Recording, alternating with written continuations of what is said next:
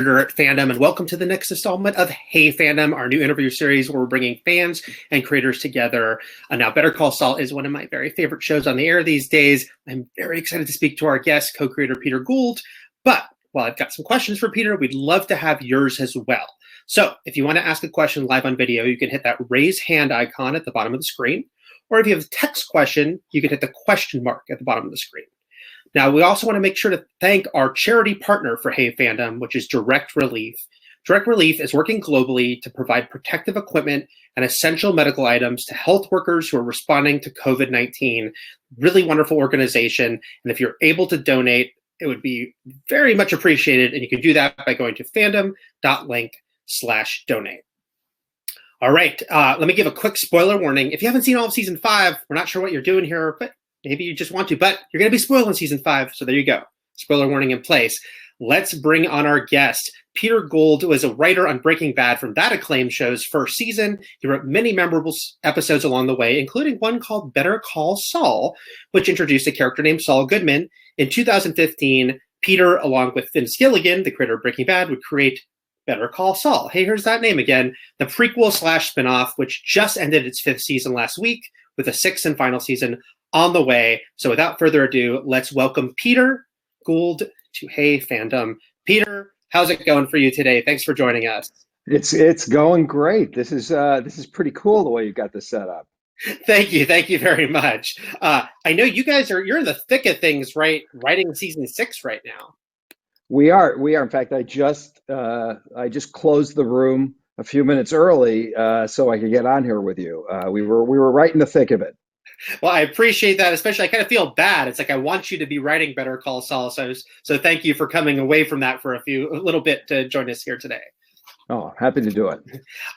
We have a very active Breaking Bad / Better Call Saul wiki here at Fandom. And coming out of the finale, we saw a lot of interest in the cartel side of things. And in fact, we saw a major spike on Lalo's page. We even saw Eladio's page getting a lot of attention. Has it been interesting for you guys? You first built up this sort of crime world as you were doing Breaking Bad. So what's it been like for you to do Better Call Saul and kind of get to reverse engineer it and maybe see a lot of how it came together?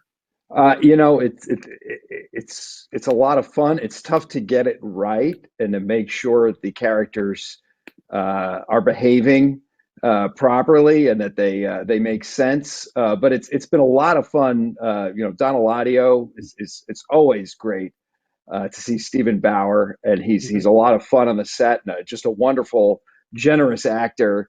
And then of course this season getting to work with Tony Dalton as Lalo has been just incredible. I think the Salamanca family has been fascinating, and Lalo's been quite an addition to that group. I think so. I'm glad you agree.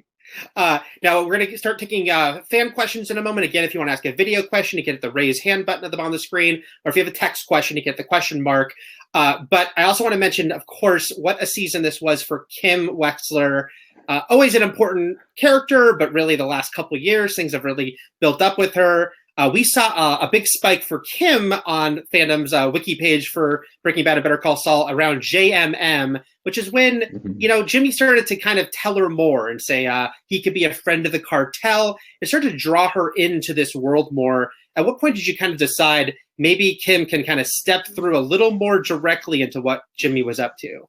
Well, it's Jimmy made a big decision at the end of last season. He was going to be Saul Goodman, but I don't think he fully understood what that meant. And so we followed him step by step, and so did Kim, and I think Jimmy's really important to Kim. And if they're going to be together, she's very interested in whatever he's into, interested up to a point. Sometimes I think she's been known to turn a blind eye or not to ask for too many details. But the truth is, they can't really have much of a relationship if half his life or more than half his life is off limits. Right. So Kim makes a momentous choice at the end of episode 6, which is Wexler versus Goodman. Where she really has the choice of whether to break up or to get closer, and get closer meaning in this case to get married. Hmm. Yeah, I think that was quite a fun little twist there. I was bringing them together closer when I think people thought they might split apart at that moment. Well, it might be the smart thing to do on her part, but it's all of us make mistakes. And that makes for good TV. So we're going to go to our first video question here. I hope I'm pronouncing the name right, Puneet. If I'm not, forgive me, Puneet. Let's bring you on. How's it going for you today? Hi, I'm good. How are you? Oh, there you are. There you are. A little bit of a delay. How's it going? Hi, how are you? Great, thank you. Yeah. What's your question? I just wanted to ask. I just wanted to ask. Did you ever feel constrained, like you were playing in a sandbox with toys that weren't yours? And how do you sort of overcome that? Well, you're talking about because of Vince stepping back in season 3, or is No, it just in because general, like Saul, these characters Saul are versus something that Breaking existed Bad? before. Yes, These are you all had Vince there at characters the like beginning, Mike of course. and I'm sorry, we're all talking at once. We are. These sorry. things suck. It's Yeah. just like being in the writer's room. So I was just saying that characters that existed before your show. So did you feel constrained in the way you write them and the way they behave? Well, I had the singular advantage of having been there pretty early on Breaking Bad. When I came onto Breaking Bad, the pilot had been shot, so I got to see under high security. I got to see that amazing pilot that Vince wrote and directed. But then after that, we all got to work on those characters together. Always foremost Vince's show, of course, and he was a great leader. But I got the chance to introduce Saul Goodman in season 2 in one of the episodes that I wrote. Although I have to say, everything that came out of that show and this one too is really is a group effort. We work very closely together as a team in the writers' room to figure out who these people are at this minute, which is often the big question. So I've never really felt like, actually, I did feel once. I will say once I felt like I was playing with somebody else's sandbox toy. And that was in episode 3 of this season when we had Hank Schrader and Steve Gomez on the show. And of course, I had written Hank and Gomez quite a bit on Breaking Bad, but now they were coming back. And those were 2 characters who Vince introduced in the pilot of Breaking Bad. They were there right from the beginning. And I will admit, I had a little hesitation. And Ann Cherkis wrote that episode where they came back, and she did just a slamming job on the episode. And she did a fantastic I remember screaming job at my screen when they showed up. That was the best. I'm so glad. But I will admit, in that case, and Vince has been reading the episodes. It's always up to him. But with that particular one, I slipped that scene to him early just to make sure that he was feeling like we'd captured the characters' voices. And I'm happy to report that he may have given a note, but I don't really think so. I think he gave notes elsewhere in that script. He had other thoughts in some parts of the script, but I think he felt like we nailed Hank and Gomez, or at least nailed their voices. And I was really, really happy about that. And Anne, of course, really deserves the credit for that because she's a hell of a writer. Well, thank you so much for your question. Thanks a lot. So we have another video question come up for you from Lucas. So we're going to bring Lucas up. Lucas, thanks so much for joining us. Hey, Lucas. Hello. My question is, how do conversations go in the writer's room when it comes to deciding which Breaking Bad characters to bring back for Better Call Saul? Is it hard to find balance? Yes. It's you know what, it's I think if we had our way, we would have brought them all back season 1, but it has to work within our story. And I will admit that I've wanted, because Betsy Brandt is one of my favorite people in the whole world. She is a spectacular human being. She's funny. She's just a brilliant person and a brilliant actress. It's been frustrating to me that we could never find the right way yet to bring Marie back to the show. We actually did have a pitch once where Marie would be a medical technician working on Chuck at the I think probably the end of season 2, I would guess. But the thing about it is, if you're going to see Marie, you want to spend some time with her. You want it to be substantial. You don't want to just have a face in the crowd. At least for me, you want it to be more than just strictly a cameo. So we've tried to be disciplined about bringing people back only when they serve a function on the show. And the show is the story of Jimmy McGill and Mike Ehrmantraut and Kim Wexler. And if those characters don't cross over, Walt and Jesse, of course, being the ones that we get asked about a lot.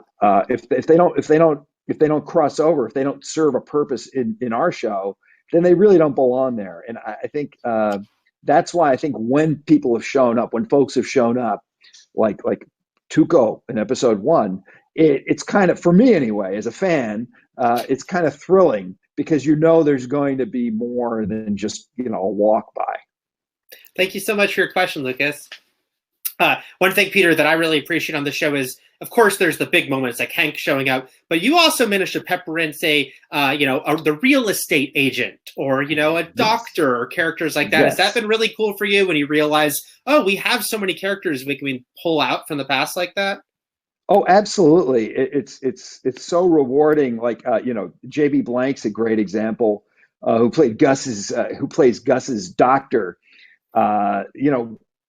He's a great actor and he's a great guy. He's actually he's got an English accent in reality, and and also I think it gives a richness to the world for people who've really watched the show carefully. That you remember, you see that guy at the beginning of episode 5 last season.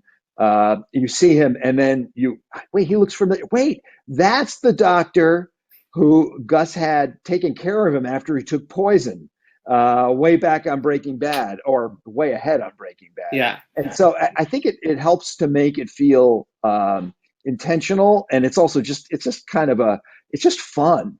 But also, if you've cast these actors who are doing a great job, you'd be crazy not to bring them back when you have a great opportunity like that one. I think a lot of people who rewatch Breaking Bad after Better Call Saul are going to have a lot of those moments. Yeah, I hope so. Let's go to our next video question. That is from Mike. Mike, let's bring you up. And thank you so much for joining us today, Mike. Great. Thank you for having me. Mr. Gould, I've actually had the pleasure of interviewing you before on a thesis paper I was writing on Better Call Saul. So the chance to get to talk to you again is truly thrilling. So thank you so much for taking the time to do this. My pleasure. It's great to see you again. Thank you. My question for you here is, I'm actually just wrapping up my first year of law school right now. So I'm wondering, how do you guys in the writer's room decide what legal issues you're going to focus on season by season that work not only for the plot and what the characters are going through, but also as a means of great character development? Like this season, you had the huge issue of eminent domain with Mr. Acker.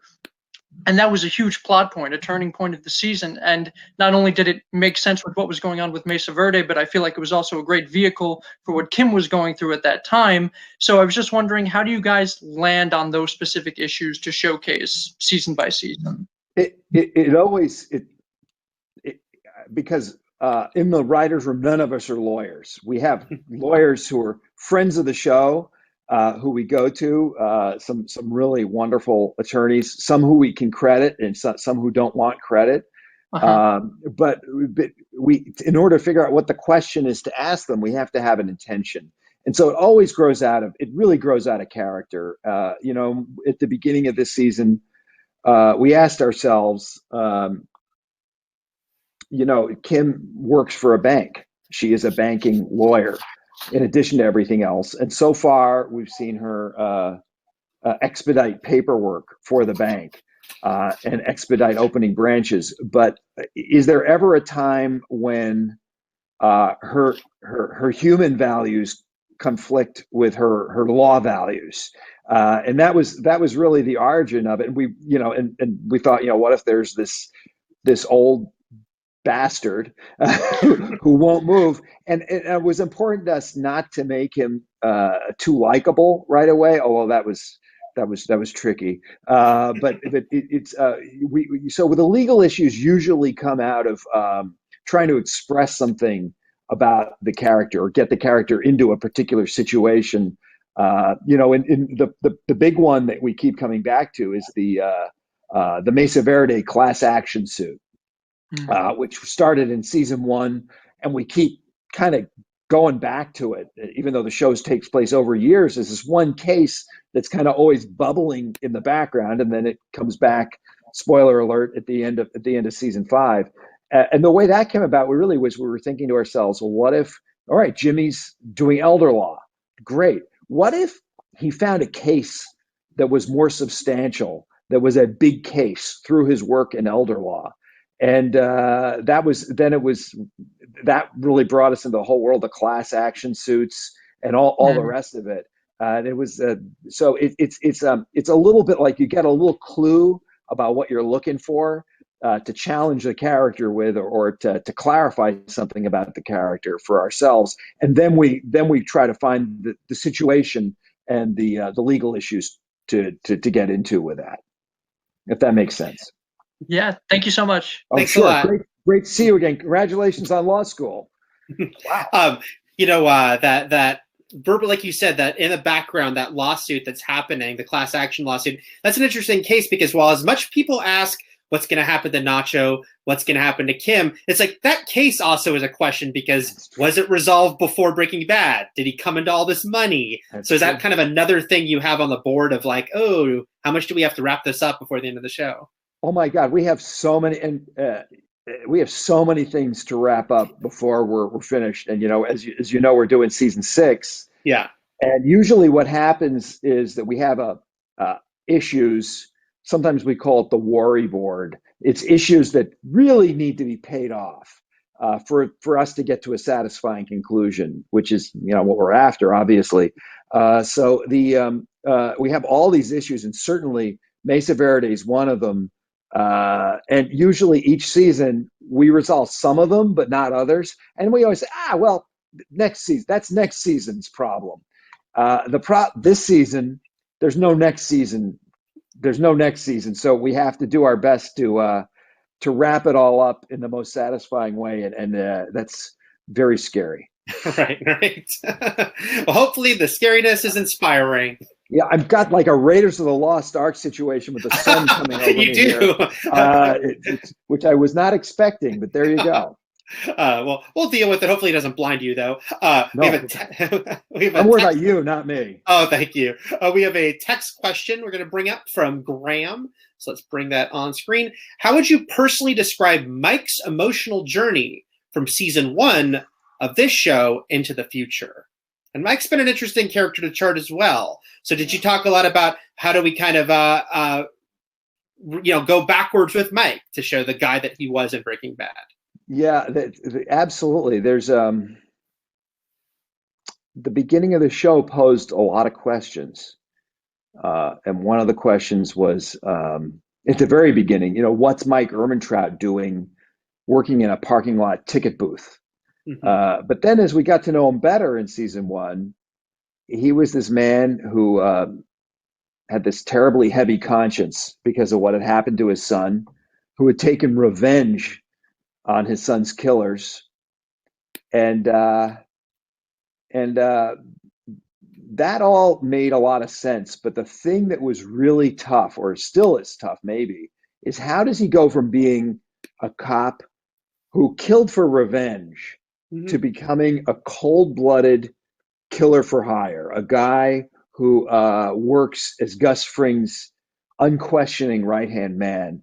And I think what we found is that the road to hell is one that you go down step by step.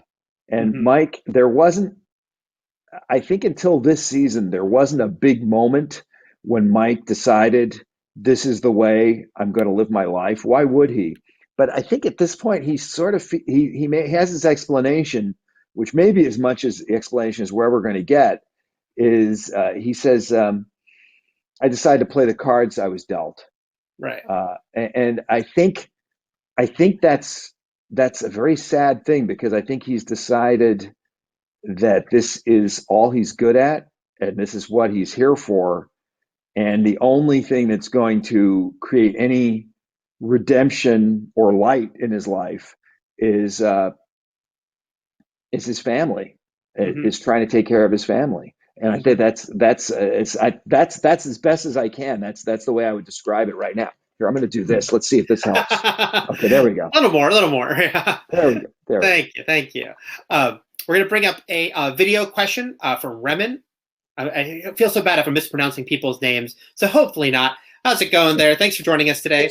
It's going great. It's very nice to finally talk to the Better Call Saul team, and I'm an active contributor on the wiki page. I've been picking up all the Easter eggs. I do have a question about season 6, and will Raymond Cruz be coming back to play Tuco Salamanca in season 6? I felt that we haven't seen enough of him, and I feel that this is where all the pieces come together, and it will be great to have him finally come back. If not, and I understand it is a tough role to play, but if he doesn't, send him a message and tell him that when you're in, just like how Nacho says. Oh, I love it. Raymond is an amazing actor, and Tuco Salamanca is an indelible character. He's so much, you can't take your eyes off the guy. He's so scary. He's so fun. I don't know. We'll have to see. I would love to see Raymond back on the show. And I think there's more to say about Tuco Salamanca. We'll have to see if he, right now he's been in jail for a while. Wouldn't it be great? Wouldn't it be great if he got out and started sharing some Tuco-ness? And it's something I'd love to see happen. But we're still in early days on season 6, so we'll have to see. Thank you so much. Maybe we'll be forced to represent him, and let's see what happens. It's great talking to you. Thanks a lot. I'll let him know the fans are clamoring for him. Is it, it's like if Tuco came back, I feel like an exciting thing you could do is obviously just have Lalo and Tuco together. Is it fun for you when you get to put characters together for the first time? Because I thought, oh, wow, Lydia and Gus, we never saw them together on Breaking Bad. So is it great when you're like, oh, we can finally put these two big forces together? Absolutely. Well, Lydia and Gus are a special case because we know they work together. Right. We never met Lydia until Gus was dead. So right. What was that relationship like? It's fascinating. It's fascinating to try to figure out. And that was such a fun scene in episode 7 where you got to see Giancarlo as Gus propping up his associates and being the go-to guy. It's really, for me, the big thing, to be honest with you, one of the great joys of this season was seeing Jimmy McGill, Bob's character, with Lalo, with Tony Dalton was just a thrill. And then on top of that, the scene at towards the end of the season, that Tom Schnauz wrote and directed with Lalo and Kim and Jimmy, which I think is a giant turning point in the series. It's been an interesting journey because the show, it had for several seasons had two halves that only rarely touched. We had seasons where Mike and Jimmy would only have one scene together, and it was always the right thing to do dramatically, and but there's always this feeling, I want to see them all together. I want to see these actors play together. And so that's always something that's a thrill. I mean, if we could think of a Gus and Kim scene, I'd love to see that. I'd love to see Mike with Kim. Mike has still never met Kim. And these are two of my favorite people in the world, Jonathan Banks and Ray Seahorn. They've never had a scene together. Wouldn't it be great? So those are all things that I'm hoping for in the next season. You have me hoping as well. We're actually going to play a clip in a second. Want to get your feedback on. But first, I do want to remind folks that our great charity partner for Hey Fandom is Direct Relief, and that you can donate to them at fandom.link/donate. They're a really great organization. If you're able to contribute anything, they'd appreciate it, and we'd appreciate it.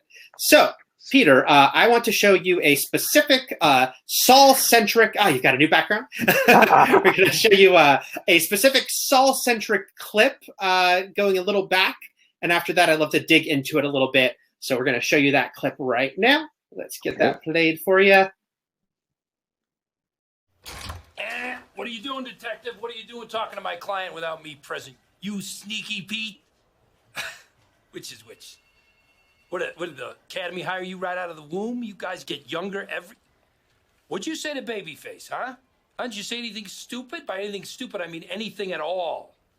Look at you, mouth open, vocal cords of Twitter. We'll talk about it later. Right now, you out. 10 minutes ago. Go on. There are laws, detective. Have your kindergarten teacher read them to you, right? Go grab a juice box, have a nap. Go on.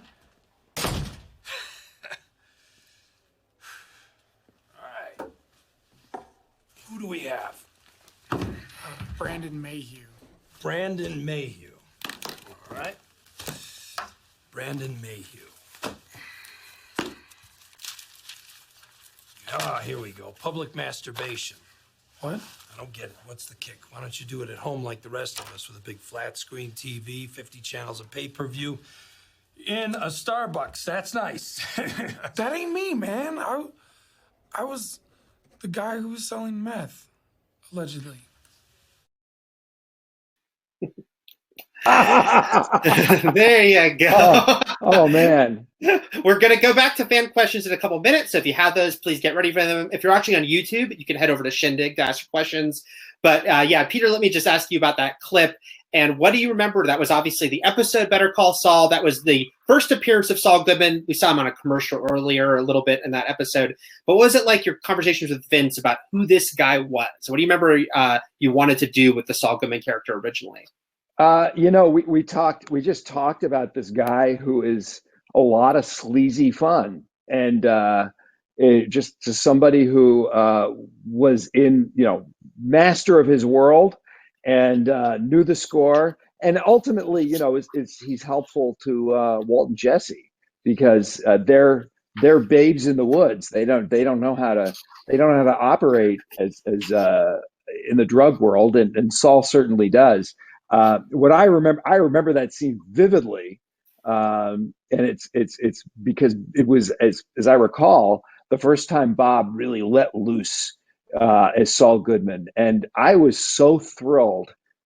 There's so many details in his performance, and maybe my favorite one, and one that I kept thinking about when we started thinking about doing a whole show, was when he kicks DJ Quayles, the cop, out of the room. He gets him out of the room, and then he gives Matt Jones, who plays Badger, he gives him this little look like, oh, that worked. And it's just that little moment of like vulnerability. You saw that, okay, the guy, he doesn't know for sure that all his bulk BS is going to work. That he's got a little bit that gave this guy a little bit of humanity. And of course, that episode was directed by Terry McDonough, who was one of my favorite directors on Breaking Bad.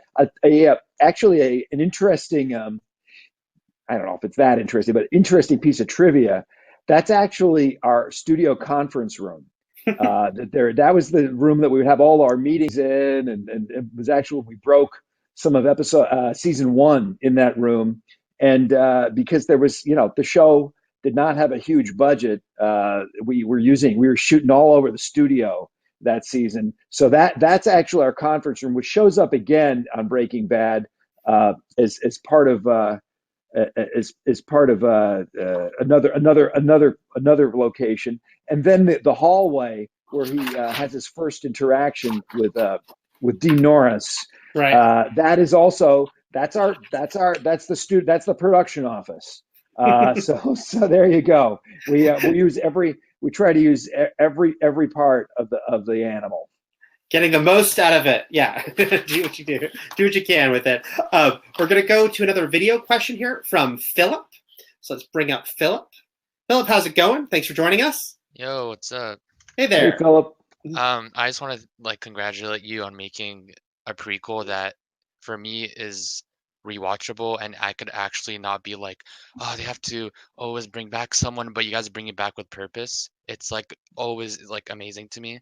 My biggest question is for Kim Wexler, how did you guys decide her route? Because all my friends were saying, oh no, Kim and Jimmy, they're gonna break up. Oh my God. And then at the end of the day, now she's becoming Jimmy. So what did you guys do? Did you guys notice from season 1? How did you make this up? No, by the way, thank you for that. I'm so glad the show works for you and that you're enjoying it. And that's a great compliment. I really do appreciate it. We work we probably don't see as far ahead as you might think. We kind of work bit by bit. But one of the things that we try to do is to pay close attention to what's already happened.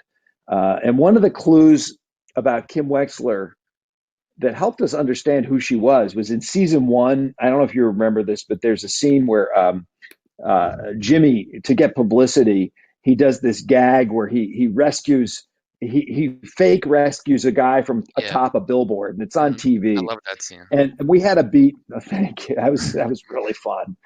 Jenny Hudson wrote that episode, and it was he gets up. He's doing this whole thing. He gets reported on the local news, and then you cut to Hamlin McGill, and there's Howard, and he's looking, and he is just scornful of this low-life stunt. And by the way, Jimmy's wearing clothes that duplicate Howard's, which is another story. That's right. And then we saw Kim, and we asked ourselves, well, what does Kim think of this? When we were working on it, and we decided that she smiles because everybody else is kind of scornful. Kim kind of likes this, and that was in season 1. And then in season 2, we had this scene where right at the beginning of the season where Kim asks Jimmy, so what are you going to do if you're not going to be a lawyer? Because he's kind of had it with being a lawyer after everything went down with Chuck. Mhm. If you're not going to be a lawyer, what are you going to do? And he shows her by scamming and including her in the scam. And she does really well. And that's when they kiss. And that told us that Kim has a wild side, that she's not religiously opposed to scamming or to breaking rules. And what we found was when we wrote the scenes and we looked at the scenes, when she objects to something that Jimmy's doing, she very rarely objects on moral or ethical grounds. She says, what if you get caught? Are you willing to sacrifice? So she has a philosophy that is, and I think there's also a thing where we all look at the relationship and we kind of assume that one person's the wild one and the other person is the stable one. And what we found as we kept working on these characters is that maybe that's not true. Maybe there's more to her than met the eye. And so it was really just step by step by step. That's so amazing. Anyway, so I'm being really honest because I wish I could say, oh, we knew it from the beginning. We had it all planned out. It's just not true. No, thank you. I've been watching this for the past 5 years. It's been my life, honestly. And thank you so much, man. Thank you. Oh, geez, I appreciate that so much. And the fact that you guys are watching and you care about the characters, and I can't believe how detail oriented and how careful our viewers are. It's very gratifying. It's also intimidating because what happens when we screw up. You're all going to notice and let us know. So thank you very much. I recommend it to so many people. Thank you so much. Thanks a lot. So before I let you go, sir, I've got to try anything you can tease about season 6. And here's one question I'll try to ask, which is, you've got 3 possible timelines. You've got the Jimmy era we're in, although he's becoming Saul. We've got the Saul era from Breaking Bad. We saw a little glimpse of it in season 4. You actually showed a moment with him and Francesca. And now you've got Gene. So can you talk about, as you go into the final season, how you're juggling those 3 different eras? You know, that you're making a very good point, because the show is we always talk about it as certainly it is a spin-off, and certainly it's also a prequel, but there's also this Gene element which takes place after Breaking Bad. Right. And we don't know what happens to Gene. And so it's also, in a weird way, it's also a sequel, because the Gene elements, maybe they could be taking place most likely even after the events of El Camino. So this show, we spent a lot of time trying to fit our puzzle pieces, trying to fit the puzzle pieces into this. But the stuff that happens after Jimmy becomes Saul, becomes Gene, is wide open.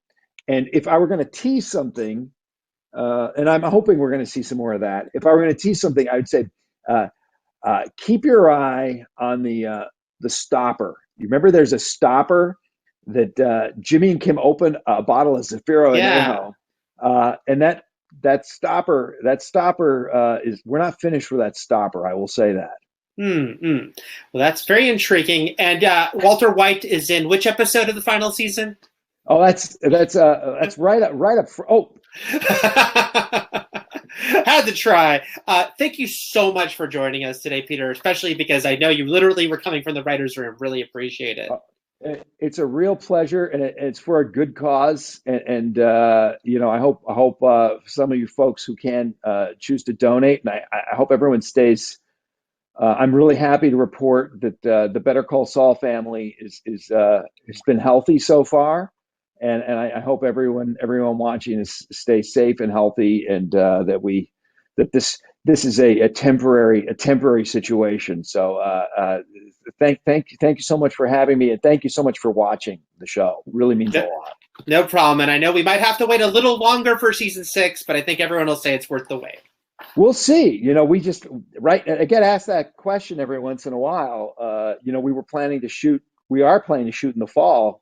So knock on wood that we get to proceed as planned. Gotcha. Well, thank you so much. I'll let you get back to writing, and take care. Thanks again. Thanks a lot. Have a great day. You too. So I want to thank Peter once more. He's an awesome guest. And we also want to make sure to mention our charity partner, Direct Relief, again. Wonderful cause. And if you're able to give it all, that would be really great. And you can do so at fandom.link/donate. So thank them. And then want to thank Peter again, but then we also want to thank you. Thank you so much for joining us for another installment of Hey Fandom. We will be back soon with more. Until then, thanks a lot. Take care.